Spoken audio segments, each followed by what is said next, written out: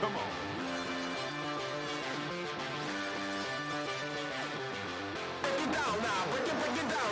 Welcome back inside the bunker. Friday, September 5th. As always, I'm Kevin Bunk, joined again this week by Michael Merlo. His debut was so great that we decided to bring him back today. But of course, we're talking football last night. We're going to talk a little bit of baseball. So merging our typical Burrows agenda with week one of the NFL. We did our week one picks and storylines for game one. We talked about it Wednesday on this show. Mike did Beat the Odds Gambling yesterday with Bo Dragone. Great episode. Check it out for all your Sunday picks. You can also go to the BTO Gambling Instagram to find all the picks that you need for this weekend, tonight and Sunday as well. If you missed yesterday's, it's all right, because next Thursday we'll have more for you from the guys on BTO Gambling's Instagram. So make sure you go give it a follow if you're looking for picks. But we're going to talk about last night's game as the primary today, and then we'll get into the Yankees, Mets, and some baseball stuff afterwards. I came away last night, very impressed with different aspects of both teams. I don't know where you want to start, but just overall, like, a lot happened in that game. From the Jalen Carter spitting incident in the beginning, the weather delay, a lot of scrappy moments. I have no idea where you want to start here, so I'll let you decide, because I don't know. I have no idea. Yeah, I came away, I think the first thing, this is how I feel about watching Dallas last night, is no matter what is going on with this organization, there could be all the noise in the world. You could trade arguably your best player. And yet, if Dak Prescott and CeeDee Lamb are on the field at the same time, you have a chance to beat anybody in the league. And this is not me saying that Dallas is going to be a playoff team. This is not me saying Dallas is going to be a serious contender. I still sit with my prediction of 7 or 8 wins. Maybe they're fighting for a playoff spot late in the year. But if Dak and CeeDee are healthy, it was a great reminder for the rest of the league that this is a competitive football team, that Dak just raises the level of everybody on that offense when he is in the game. I was super impressed with Dak last night. I thought Dak looked awesome last night. And I've always been in the club of Prescott is the most overhated player in the entire league. I think he's a really good quarterback. And last night's stat line, 21 of 34, 188 yards, no touchdowns, no interceptions, and a 58.7 QBR. Like, you look at that stat line, you didn't run for anything last night, 1 carry for 3 yards. Look at that stat line, and you're going to immediately say, like, all right, just average game from Dak. If that, it didn't look like they moved the ball much, but he made a lot of throws that were just eye-popping. And CeeDee had a few big drops. Ferguson had the tough catch in the end zone that he couldn't pull in. It ended up being a flag on Philadelphia. But which I didn't like, by the way. I didn't like that flag. I didn't like that flag at all. I don't know what they expect. I mean, Blankenship was leading with his head all night, but what did he expect? What did the refs expect him to do on that exact play? No, that has to happen. I mean, that's just a football situation where that's how he's going to play it. It's either that or let him get the touchdown. Yeah. So how can you penalize the guy for being in that situation? I thought Prescott looked great last night, though. And it just goes back to what you said exactly, what we've seen the last few years. This guy elevates this team so much. And I think that since Dak was a rookie and they had that 13-win season with Zeke, I think the team has gotten worse around him every year. And this year might be the worst roster Prescott's played with. But when he's on the field, and if CeeDee's on the field, you got to watch out for this team, man.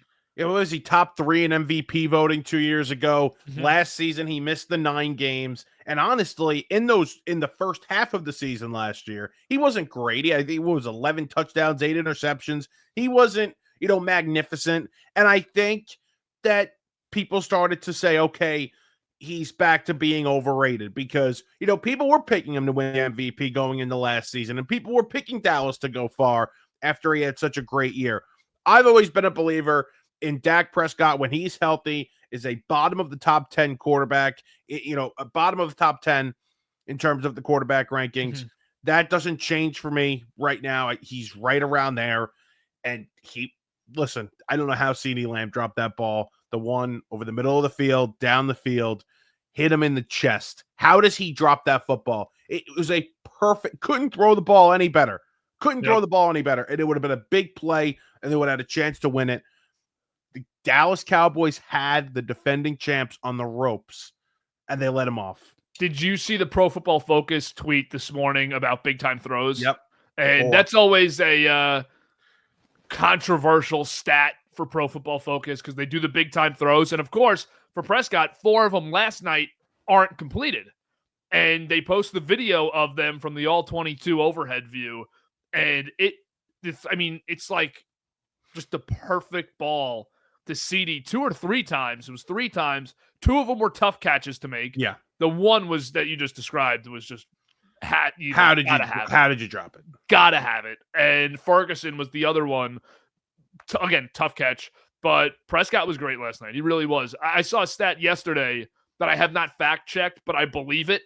That Prescott, I heard it on SiriusXM actually, that Prescott, when he starts for Dallas every year of his career, the Cowboys with him on the field have ranked top 7 in offense. And all but one of the years they were top 5 in offense with him on the field, which is a very believable stat without having fact checked it because they always score points with him out there. Absolutely always. And last night, a little bit of a different angle, but Schottenheimer, that was a more competent team than I feared we might see because I thought he was way in over his head as a coach. I still think he is. But all of the people that were saying 3 or 4 win team, I think got shut up last night, even in a loss. 100%. I came away, again, impressed with a lot of things.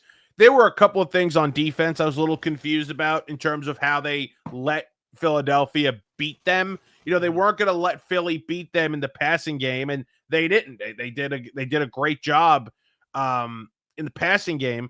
They did a really good job against Saquon Barkley, but they did not do a good job in terms of spying against Jalen Hurts. You lost the game because Jalen Hurts was able to get out of the pocket and create big plays. I think he had 70 rushing yards on the night. Obviously, the 2 touchdowns that he ran in for. They did not let Barkley beat them. They didn't let Hurts beat him with his arm, but with his legs, they let him win. And I would rather lose to Jalen Hurts because he beat me down the field multiple times than lose because we didn't have somebody spying on Jalen Hurts. That's where I thought they really missed Micah last night. I thought it popped up in that second half on a couple of long second and third downs when Hurts was able to scramble and run out because you don't have that dominant edge setter now in the passing game against mobile quarterbacks. And Parsons was able to do that because even when he was rushing and not playing contain, he was so quick to get off the tackle that he's able to chase down these quarterbacks. He's able to chase down Jaden Daniels or Jalen Hurts. And now I'm really concerned about their depth on the outside defensively, on the outside of that front 7. When Jerry Jones did that press conference after he traded Micah, he said the one place we're really deep at defensively is pass rusher. And I did not buy that when he said it, and I did not buy that last night because you have guys like Sam Williams and Marshawn Nealand on the outside, Dante Fowler, Donovan Eziraku, who's been a bust in his career. Then you have outside linebackers are Kenneth Murray and Damon Clark. Like, these are not marquee guys and marquee depth that you have. And I don't know if Kenny Clark fixes a ton of your issues either, especially not with what we're talking about right now. No, I thought Nealand was good last night, though. He was involved in a lot of plays in the backfield. Mm-hmm. I came away impressed with how they stopped the run. The one knock on Micah Parsons his entire career, other than being a no-show in the postseason, was he wasn't really great against the run. Now, could he contain Hurts? Could he keep Hurts in the pocket?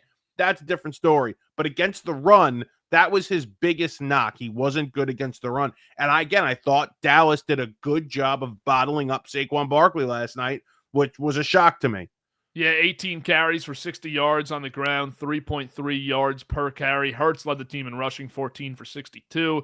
And then, of course, Shipley and A.J. Dillon had 3 carries apiece also. But they did a great job on the ground, only 158 yards on the ground. And you take that away, it's less than 100 to their running back room. You take away Hurts rushing yards. So that's obviously the defensive flaw from last night. They did a good job in the second half, too, only allowing 3 points. Yeah. But unfortunately, their offense couldn't score. That's where I think the weather delay really hurt these teams, too. Yeah. I can't say for sure that there would have been scoring in the second half without the weather delay, but you take a 45-minute break, a half-hour break, whatever it was, and it's going to be tough to go out there and score points. Collinsworth hit it on the head that entire time. Yeah, what's funny is, I don't know if you saw what the over-under was on the game. It was like 47 or 48 and a half. And when they went into the overtime break, actually the weather delay break, it was 44. It's 24-20. So you're thinking this over is going to hit, and I didn't have it. I was actually next to a couple people that had the under. So what a win for them to think that you go into halftime at 41 points to hit that under is unbelievable. Yeah, what was it? 21-24, 21-20 at half. 21-20 and just at one half. field goal in the second half for Philadelphia in the third quarter. Fourth quarter, no scoring. Huge fumble for Dallas. Back-breaking fumble for Dallas late in that game. And that would have been 3 points easily. They had a couple of spots where I thought they were going to make it a 1-point game, and they just weren't able to. They did. And the other thing, obviously, I mean, we kind of talked about it at the top, but we really haven't gotten into it, was Jalen Carter spitting on Dak Prescott. Yeah, let's get into that. You know, you saw it early. They didn't gash him any other time, but on that first drive, I came into this game thinking Dallas is going to keep it close because they're going to hit big plays over the middle of the field to CD, and they're not really going to run the ball. And on that first drive, when Carter goes out of that game, they were able to run the ball right up the middle. Now, Philadelphia ended up doing a decent job against them after that. And Williams wasn't really a massive presence other than the 2 touchdowns that he had, goal-to-goal situations. But I thought they were going to be able to – I didn't think they were going to be able to run the ball. Carter's out. Now they're able to run the ball a little bit. That added an element I didn't think they were going to have. And they weren't able to do it too much the rest of the game besides the Miles Sanders big run that he had. Javonte Williams looked pretty good, though, but they're going to have to figure out a successful committee here, and maybe Blue plays more. I know people were upset that he was scratched, the rookie, but, I mean, what is he really going to add in week 1? Like, they have no chance, like, realistically, you have no chance of competing when that's your running back run. No, they need to figure that out. That was a big concern with the offense because Prescott looked really good, but they're going to get to a point where teams are only having their 4-man front. Everyone else is in coverage. You're going to have 7-8 guys in coverage every play. And this isn't the old Cowboys where the offensive line is so elite. It's the best offensive line in football that they can make anybody look good back there. It's not the case anymore. It's a solid offensive line. I thought they did a good job last night. But again, this isn't the Zach Martin, Tyron Smith, give me other guys. It's not those days. Yeah. No, it's not. The line didn't look great last night, but it didn't look like it should be an Achilles heel either. I think that they'll be fine with that. How about the taunting penalty? Zach Bond, or I don't know if it was Zach Bond. No, it was Nolan Smith. Nolan Smith's the first real casualty of the new taunting rules. I really hated that penalty, and I knew it was coming the second he got up to, I think it was Turpin that he went up to, but I really don't even know. I hated that. And it was a great play. He shed the blocker, made the play on the outside, and it was a loss of a couple of yards. It was a great play. I can't stand it. We could tell, the rational football fan can tell when a player goes over the top on a celebration. And that was not even close to, that going over the top there. I thought that was an awful penalty. And if this is going to be called all year, we're going to have these same conversations we did a few years back of the no fun league and this and that. We're going right back to that. We're going backwards, Roger Goodell, backwards. I don't understand why they do this too. Like, what is the rationale? I understand the gun thing. The gun thing I get. But why can't a guy just pump his chest in front of the guy he just tackled for a loss for 5 seconds? No, if he does it for 30 seconds, standing in front of him, just obnoxious, all right, throw the flag. But 2 seconds, he's just right over him, and that's it. It's just... And it's going to be a natural instinct for so many guys to just do that after a big play. There's going to be so many flags on that, especially this weekend. I think it's going to be rough this weekend with the flags. It was bad, and I 100% I completely agree. And it was a great play. It was a great play. He should have been able to celebrate that play. Should have been. What'd you think of the lack of involvement Pickens had last night? 3 for 30. And it was funny. We had I think I had him to score a touchdown last night. My buddy has him on fantasy, and we keep, while we're watching the game, we keep saying, when is he going to go to Pickens? When is he going to go to Pickens? And he looked at CeeDee Lamb every single time he dropped back. He didn't look Pickens' way. No. He looked at CeeDee Lamb, or if Jake Ferguson was open. It was hysterical. He'll get going. He's too talented. He's going to be open too much. I don't think Pickens is this big time wide receiver that's going to go in there and change things, but he'll get his targets, he'll get his catches and his touchdowns. It just wasn't last night. I got to say, that Philly secondary is not good. The Philly secondary is not good. Mitchell's very good. Yes. Nobody else is. I mean, you have a Dory Jackson playing big snaps in 2025. That's bad. Dory, that's my guy. This is not good. This is Giants leftovers. This is that, especially if the Eagles are picking up Giant leftovers, we got problems. Yeah, I'm interested. I mean, I'm interested to see how like they work that, how Fangio works that this season. My overreaction from game one is because of what I saw, not only defensively, but on the ground from Philly, just not repeating. Like, I feel like there was no way after last night, but that's absolutely an overreaction. Just feel like this team did not look nearly as good as they looked all year last year. But I could go the opposite way and say, well, they didn't get A.J. Brown involved. They didn't get Devonta Smith involved. And Saquon Barkley played a poor game. And yet Dak was really good if you watched him. And Philly was still able to win also without Jalen Carter. Yep. I could flip it and say Philly's going back because they did it without these guys really producing. Yeah, that's fair too.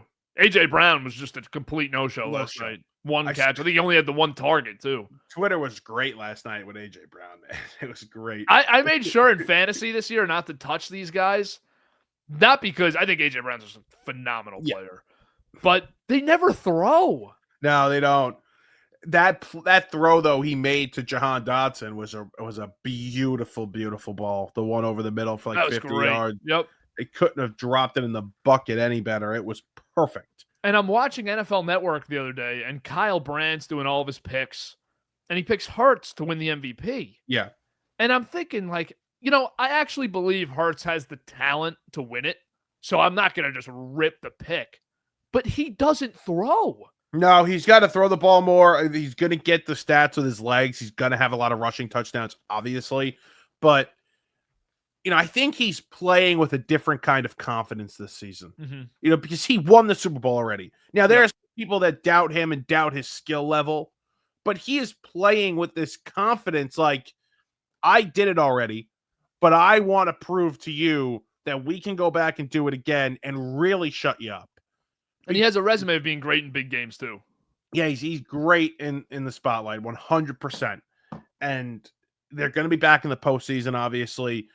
Can this defense play well enough for them to make a run? I think that's going to be it, because they're going to run the hell out of the football. You know that. They're going to get A.J. Brown the ball. They're going to get Goddard the ball. They got weapons. They're scary, but it's going to be, can this defense step up late in the year? Yeah, absolutely. And I was just going to say something. And I think that with both quarterbacks, we've obviously praised them both today.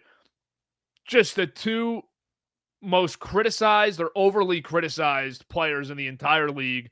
Both guys are awesome. Yep. If you can't see that with Hurts by now because you don't think he's top 5, like, I can't help you out if you can't see that with Hurts, because I do believe there are 24, 25 general managers in the league that trade their quarterback 1-for-1 without even hesitating. So that leaves 6 or 7 guys that you'd question, and even 2 or 3 of them I'd probably take Hurts over. I really can't stand that. Like, I can't physically dislike either of them.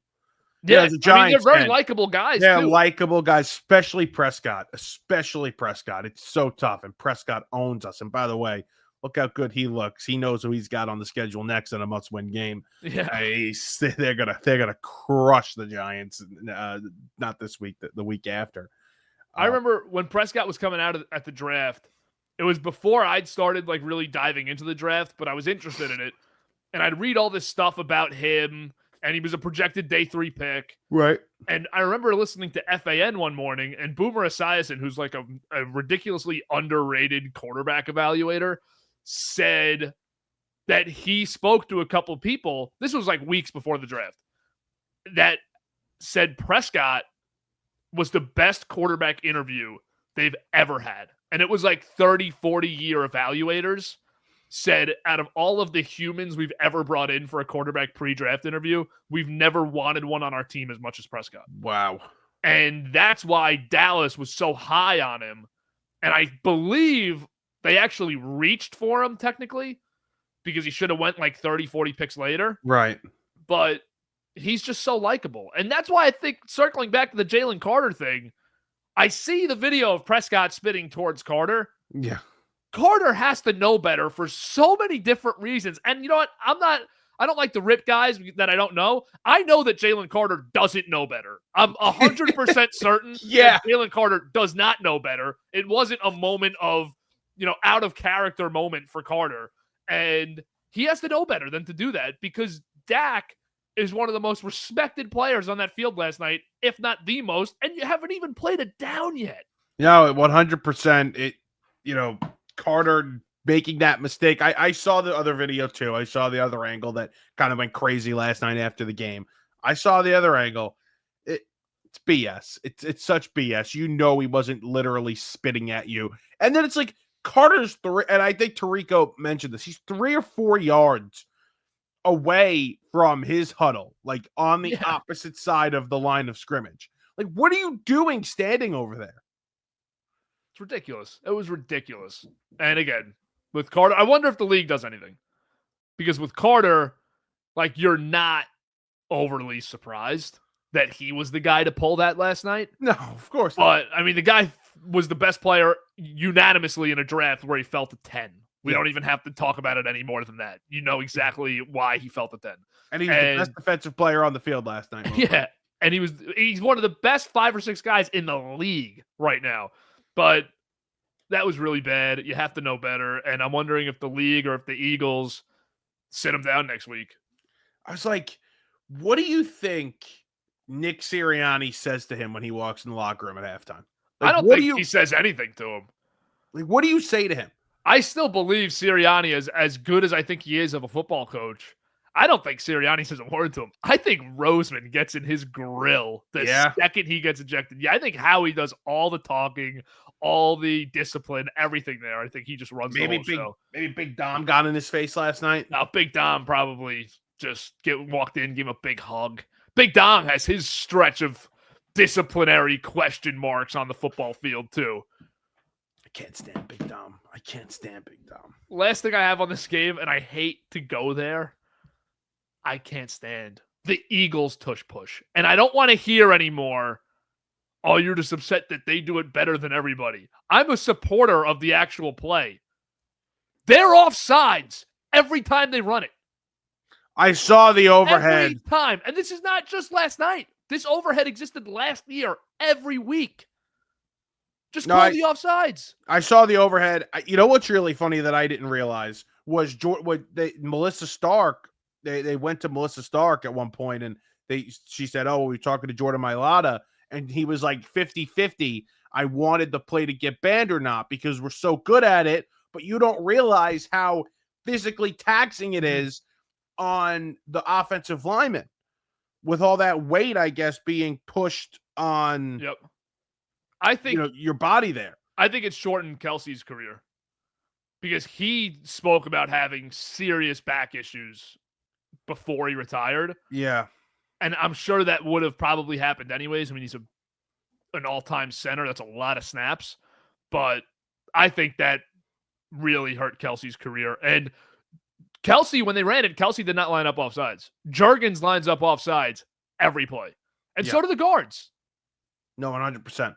100%. I saw that overhead last night was like, wow, what is going on here?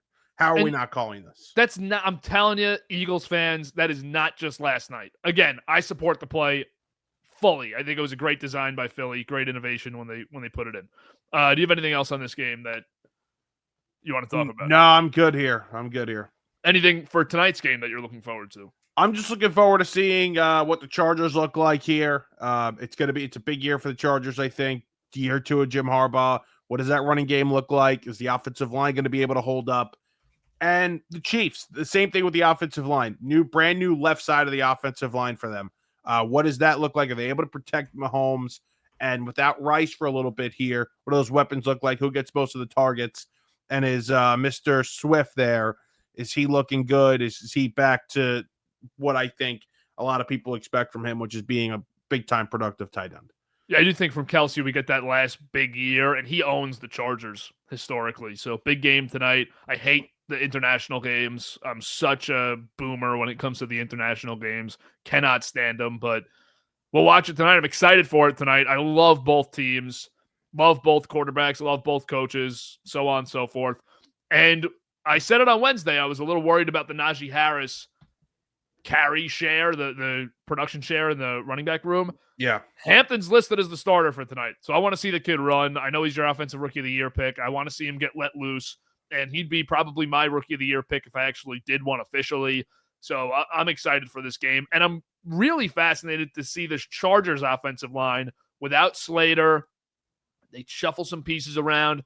Becton is the new face there. Have you seen the Mekhi Becton drama? Yeah, you had sent it to me a couple weeks back. Tough start to the year for the Chargers. See what Mekhi looks like. Not going to go into it. We don't know anything for sure. But Mekhi seems like had a little bit of a rough character summer after signing his big deal. We'll see tonight, though. Big game for the Chargers especially. I think they have to win this game because this is technically your home game against Kansas City. It won't feel that way, of course. It never would feel that way anyways, even if you were actually at home. And you need to win because if you want to win this division, we know it's going to be tough to go to Arrowhead and pick one up against KC there. They can do it, though. They play them tight there all the time. They can win this division. I think this is going to sound crazy. I think any of the 4 teams can win the division. No. I do. I think they're all really talented teams with really good coaches. Crazy. Couple things go right for Vegas. No. And it's a big year. Totally Denver. Definitely the Chargers, not the Raiders. Raiders can do it. I listened to a nice interview with your guy Sean Payton yesterday. It was great. Yeah. Great. Traeger? Yeah, I love I like Sean Payton a lot. That was good. Did you see, not to just totally change the subject from your Sean Payton interview, did you see the Geno Smith dome stats? I did not. So Chris Long did this the other day on his podcast. Geno, and it had a couple million likes, so I didn't know if everybody saw it or what.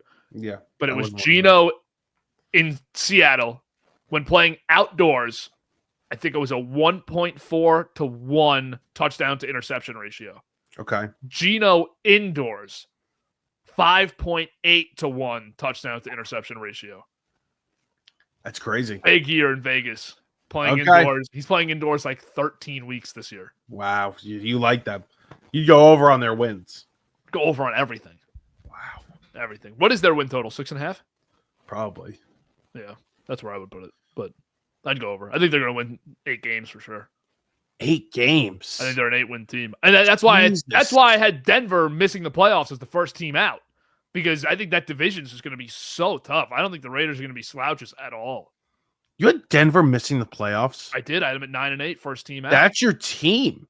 I know. But the AFC is tough, man. Like, if you're going to... I ended up having Pittsburgh in, and I don't like Pittsburgh more than Denver at all. So I literally just did this year the schedule predictor. I just went game by game. And I had Pittsburgh at 9-8 get in over Denver at 9-8 because they won the AFC tiebreakers. Awful. Yeah. Awful. Yeah, Pittsburgh's losing this weekend, though. They are losing this weekend. They are. Let's talk a little baseball now. Been a little bit since a while. Did some baseball. We've been really locked into football. A couple people texted me, when's the next Burrows? Well, this is the next Burrows right here. Burrows. Right now. Start with the Yanks. A lot to unpack from this Houston series. Mets had a nice series against Detroit. They started against Cincinnati. We'll get to it in a few minutes. But Yanks take 2 out of 3. There's your right away positive. A little bit of a scary finish last night with Bednar, but they get the win. Weird, if we want to talk about delays in the football game, this bat situation in the 9th last night was very odd. Did you see this? The bat? With Trammell hit the double, and there was a big mark on the barrel of his bat. Like, it looked like chalk on a black bat. Just this white patch. Okay.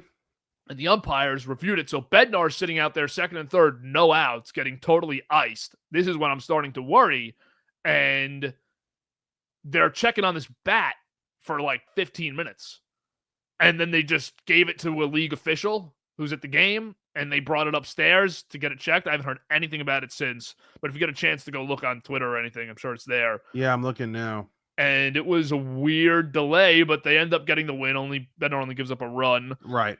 And Dominguez kind of screwed him in that inning, too, with a terrible play on the same play that the bat got reviewed after. On that hit, Dominguez played it terribly in left field, and it ended up turned into a double. I thought it could have been held to a single. whatever. Yankees win. They take 2 out of 3. It's a big series for them because they have not been able to beat that team all year. It was a very entertaining series. Just going back to I just had it. What happened to it? I just had you had Framber crossing up his catcher. Yep. Yankees blowing them out. Then you had, was it Boston Brad? Is that what Boston Brad? Yep. Boston Brad. He's screwing the Yankees. And it was Brian. Sorry, Brian Walsh. Yeah, Brian Walsh is his name.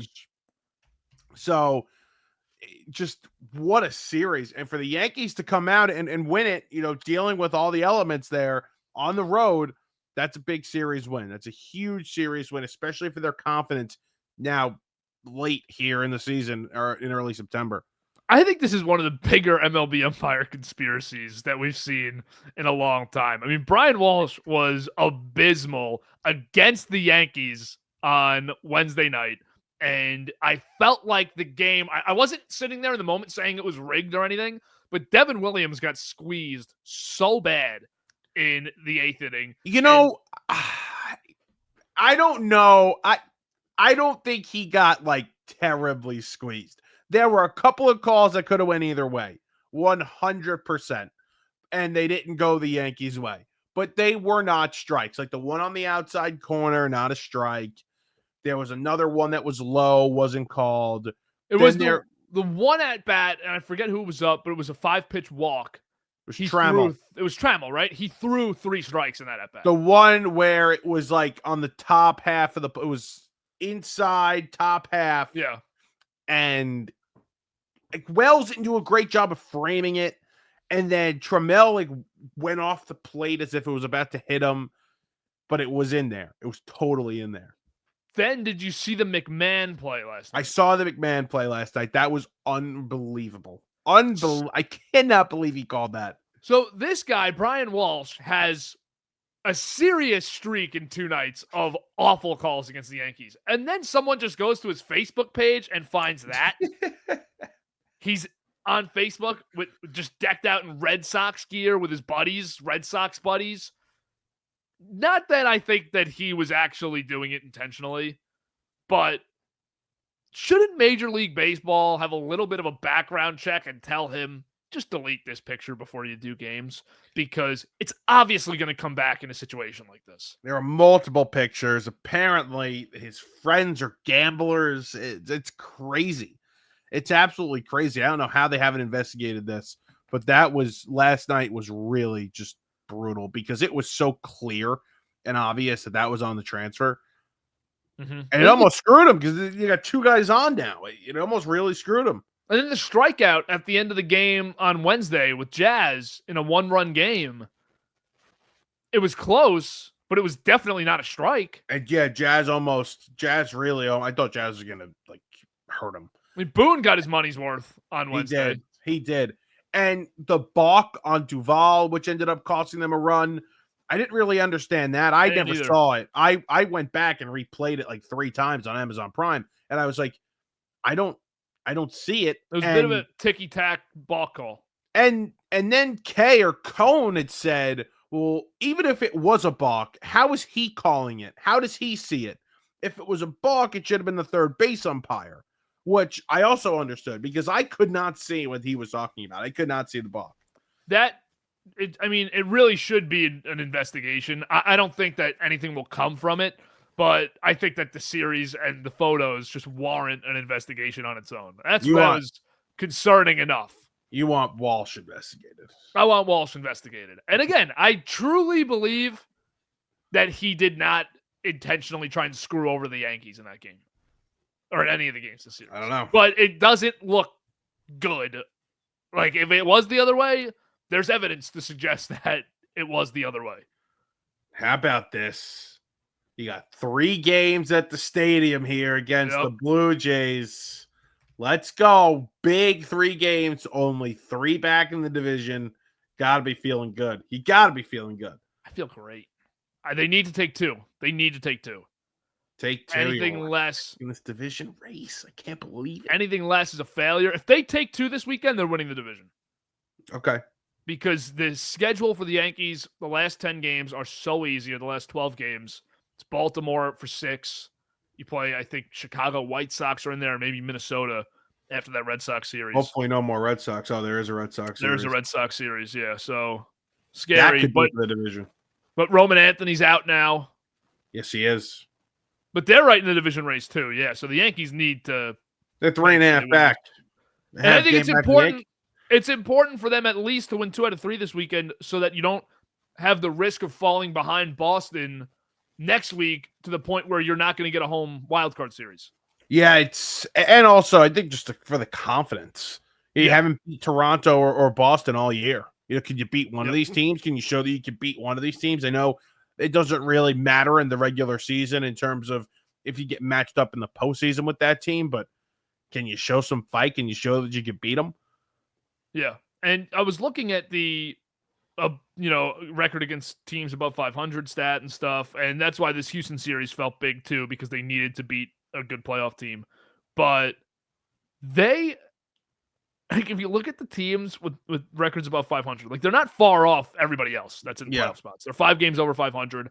The knock is that they can't beat Boston or Toronto, which is valid, and that's why people get upset that they can't win big games and stuff. And I think that's totally fair, and it's the way they lose those games too.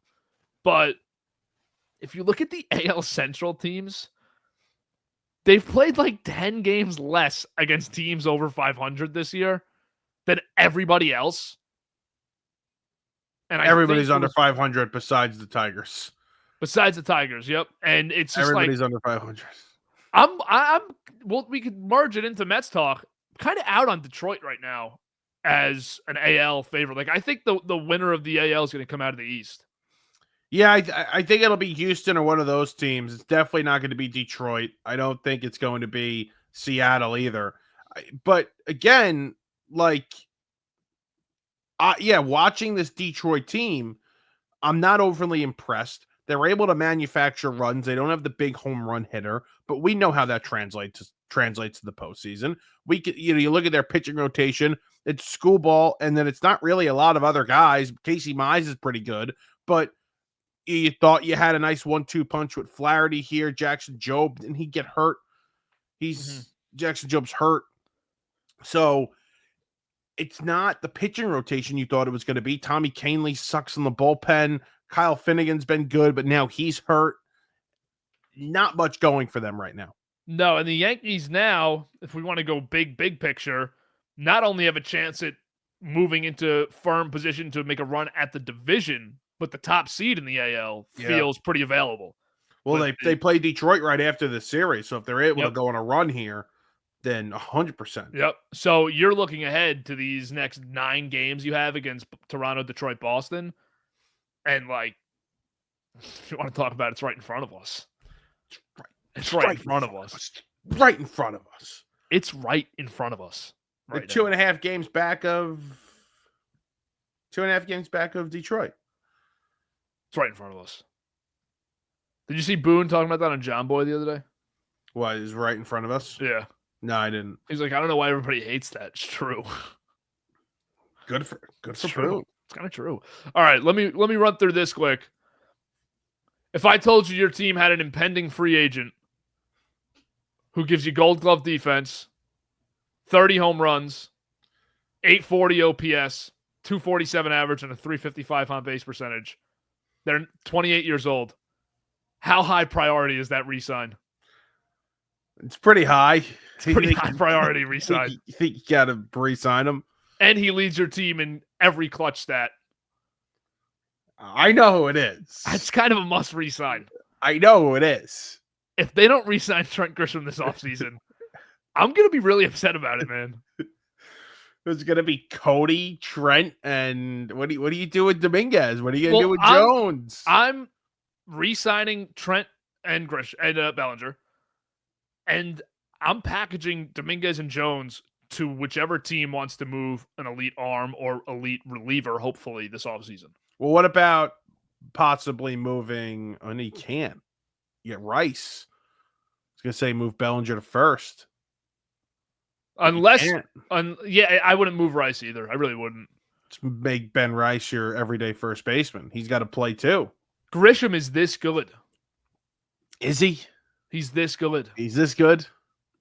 It's crazy. Like last night, we're like, holy crap, he hit his 30th home run. He's second in the team in home runs. Yep.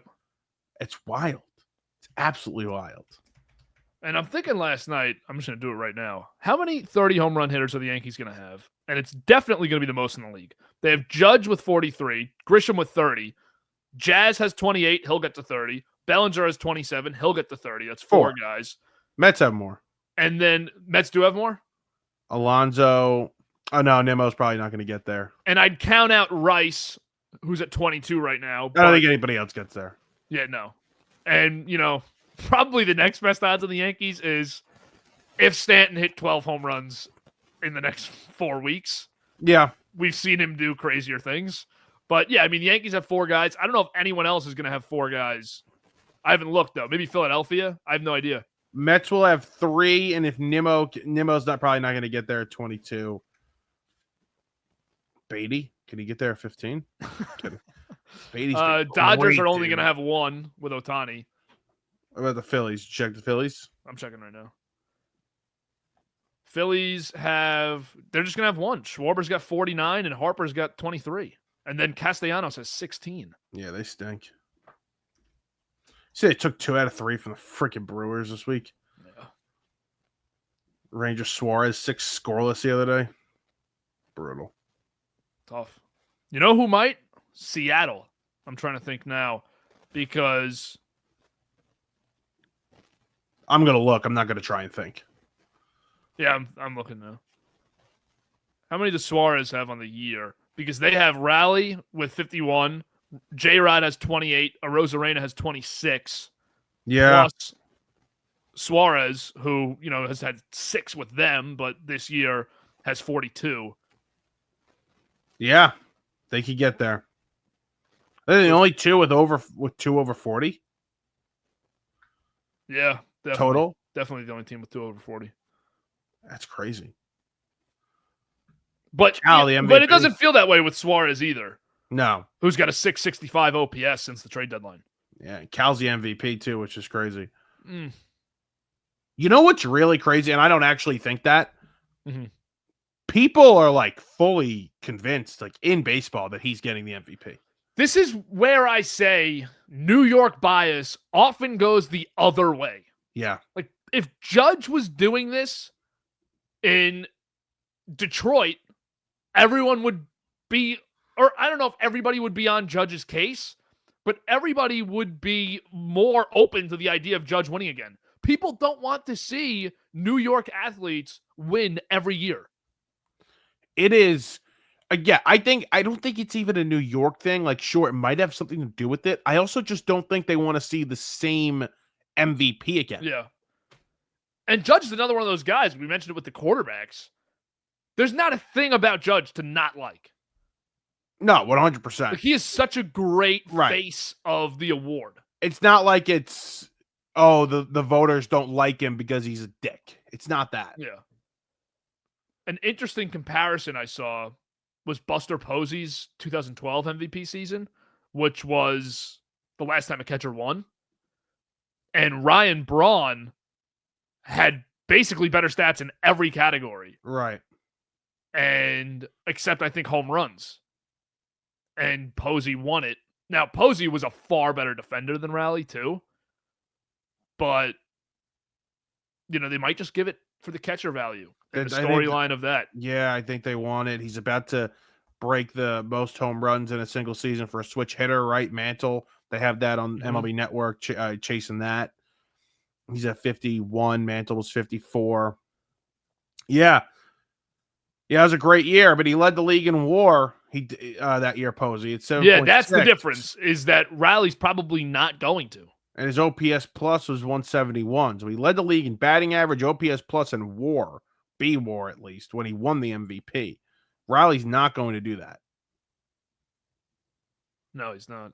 He's not even going to come close, actually. No, he's not. I mean, depending where you look, Judge's WAR he's the only 7 WAR player in baseball, depending where you look. I'm on Baseball Reference right now, and he's almost 2 full points ahead of Riley at WAR, and his OPS plus is 40 points ahead of what Riley. Fangraphs has Riley way higher than everybody else in WAR. But also, Judge is still higher than him on FanGraphs. Judge is losing value from not playing defense right now. He's losing some of that value. I never know which WAR is used by voters. Like, what is the standard WAR? Because Rally on Baseball Reference, which is where I usually go, 5.7 to 7.4. It's like it's not even close. Apparently, FWAR is better because it factors everything into it. It's really offensive heavy on Baseball Reference, and FWAR uses more defense and other things, and it's weighted, I guess, equally. Mm-hmm. And I mean, they only have a difference of 31 plate appearances, or not even 21 plate appearances. Yeah. Everybody likes to act like Judge missed all this time compared to Rally. Like he didn't. I like to use the WAR that gives Soto the highest WAR, so I use Baseball Reference. It's 5.6. Yeah, FanGraphs has him down at 4.9. FanGraphs is definitely the one. So by the way, can we have a conversation about that? Yeah, I'm good to move right into. Can we have a conversation about this man? Yeah, he's having an historic offensive season. Mm-hmm. Like, I know you don't want to hear it, but he is. No, he is. I'm fine with hearing it. Like, he's having a season that hasn't been done since 1999. Yeah, I'm fine with hearing it. And my question to you this week, that I've been sitting on for 2 weeks since our last show, where did the stolen bases come from? Antoine Richardson, the first base coach. They're jumping these guys. You know, they're watching them warm up. They're watching them in game, and they're like, all right, you're going. You're going. They've been a great stolen base team this year. Everybody's numbers are up. Everybody. I'm just pulling up the updated MVP odds right now. I'm assuming he's going to be like 4th or 5th, but he should be 2nd or 3rd. He's 3rd right now on Fox Sports, has him 3rd. And I think he should be. I probably wouldn't jump him over Schwarber just yet, but his season's ridiculous. PCA has totally fallen out of this race too. Yeah, PCA is embarrassing. Cubs bad second half for the Cubs. Yeah, I mean, they're still in shape. They're like 20 games over still, but yeah. But it just has not been a feel good 20 games over. They're weird because I don't know how to feel about them whatsoever. Mm-hmm. Ketel Marte with just another incredible season too. Yeah, he's 6th in odds right now. If he played the full season, is he the second best player in the National League? Second best position player behind Ohtani? Behind Ohtani. Mm-hmm. Pulling up his numbers right now. He is so good. He is so good. If he gets traded this offseason, top 5, definitely top 5. Definitely top 5. With how favorable Marte's contract is, you could just get the biggest haul for this guy from so many teams. Like, he's a rare superstar on the move if he does get moved because he fits every team's budget. Yeah, he does. You would get I think you could actually get, I don't know exactly how many years are left on it. You could almost get like a Soto haul for him. Yes. If you really wanted to. Not exactly what they got, but you know what I mean. Like 2-3 major prospects. He's got, he's under contract until 2031. He's got a player option in 2031, which he'd probably opt into when he's 37. Jesus. He's 31 years old right now. I don't think the bat's going to die anytime soon. You're getting at least 3 more years of him being a big-time bat. And this year, he made $14 million. Next year, it's $15. 2027, it's $12 million.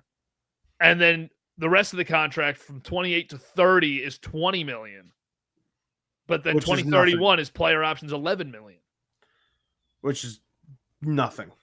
It's 6-year, $116 million deal. Like you usually, when you move a guy like this, have to apply it to teams like the Yankees, like the Mets, because there's usually an extension involved. There's usually big money involved. Here, you got 22, 23 teams that could fit this in and justify it with their spending. 100%. 100%. I hope he gets moved. That would be awesome. Feels like it could feel like a Yankee too, because you want to talk about the Grisham scenarios. That would be the biggest one. Would be keeping Grisham and Bellinger. And then you could justify trading Ben Rice Jason Dominguez and Spencer Jones Yeah. for a player of this caliber. Okay. If you're trying to create just an older, veteran-led 3-year World Series window. What do you do with Jazz, though? You're good off of Jazz if you're getting Cattell. Figure it out.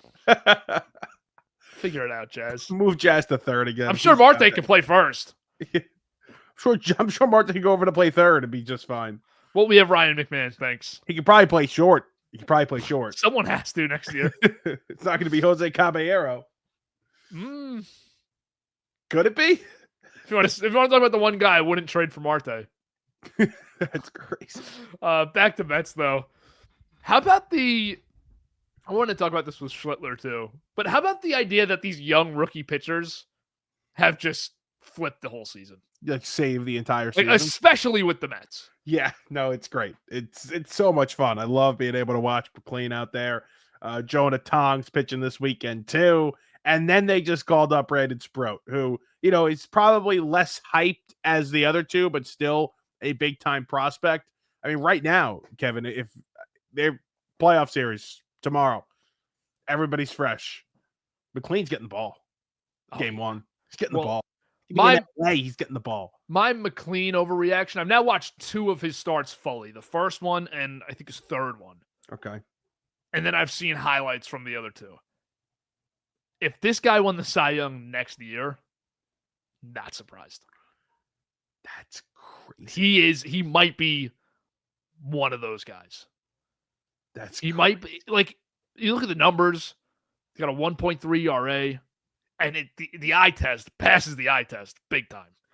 100%. And Tong was more hyped up. That's the crazy thing. Yeah. Is that Tong was more hyped up of a prospect. And remember, a year from now, he might be the guy. McLean was a two-way player. I don't know if you knew that. He was a two-way player at Oklahoma State, I'm pretty sure, or Oregon State, one of those two. And he came into the Mets system. He was doing both. And then they were like, all right, you're too good of a pitcher. We're going to stop the offense. You're going to be a pitcher. And now he's here. Yeah, he's nasty. He's nasty. He is 24 years old. He just might be the next of the Skeens, Mizorowski hype young pitchers. He hasn't gotten actually nearly that much on the national stage. No, which is fine.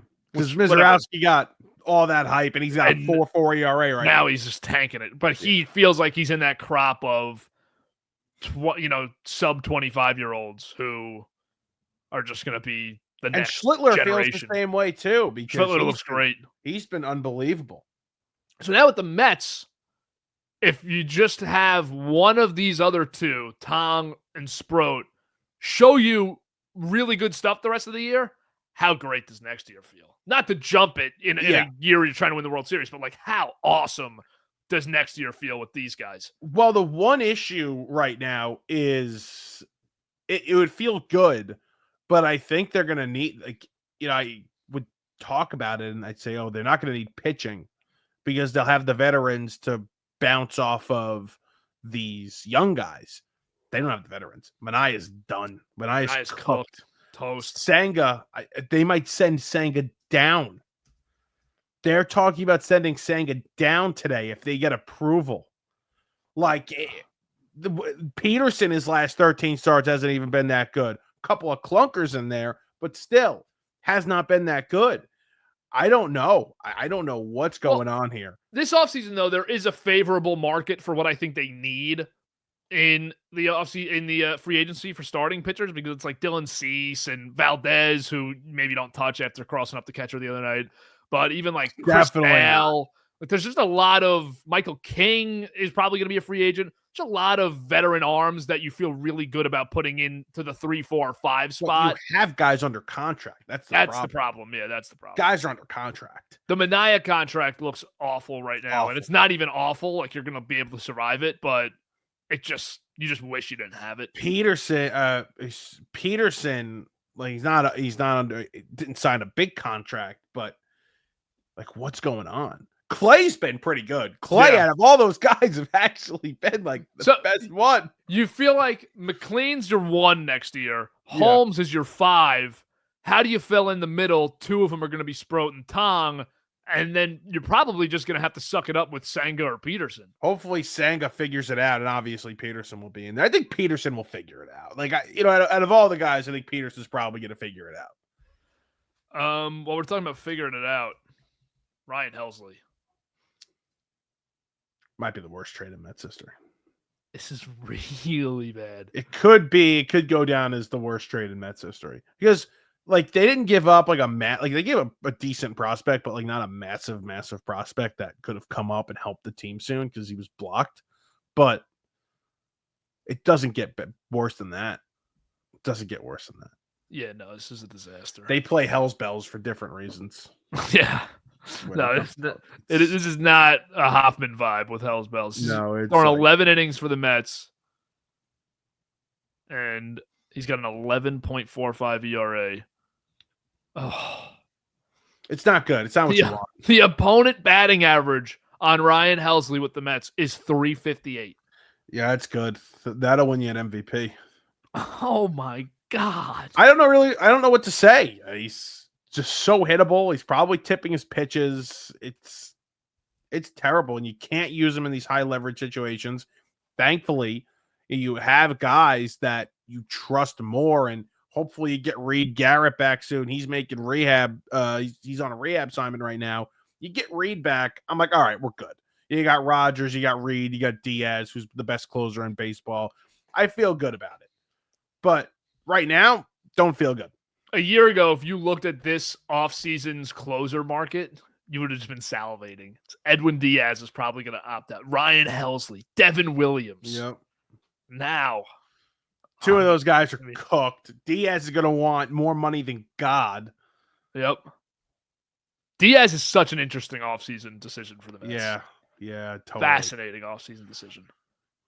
We'll see when we get there. A lot of Met fans are just going to say, like, my dad's like, I don't care what it takes. You got to bring him back. You got to do it. I'm like, so good. Year to year, though. It's so year to year with these guys. Go get Aroldis Chapman.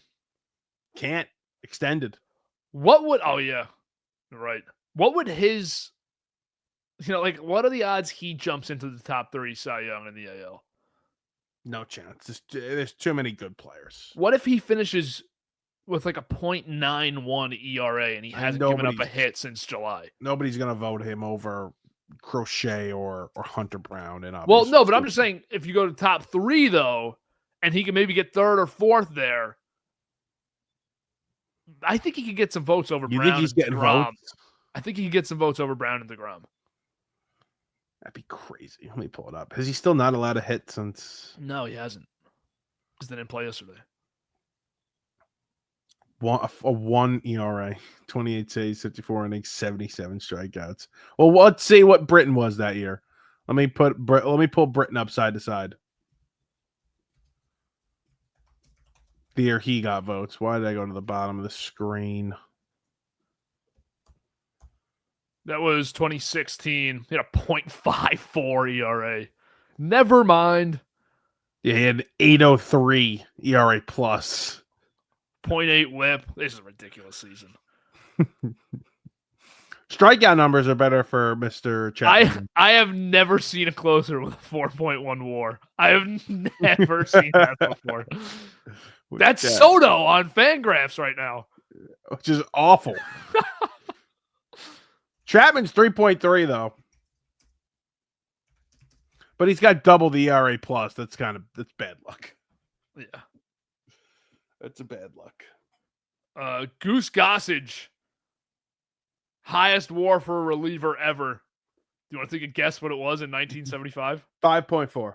8.2. Jesus Christ. Wow. End it there.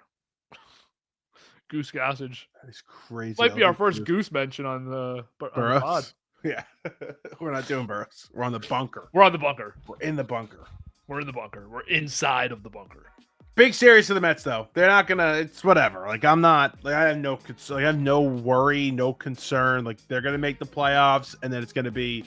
Can they go on a run? As long as they don't get swept tonight. If they get swept this weekend, then you freak out a little. They're 5 games that the Giants are closer right now. I know. The Giants are 4 back right now. I wouldn't worry about the Mets in the playoffs.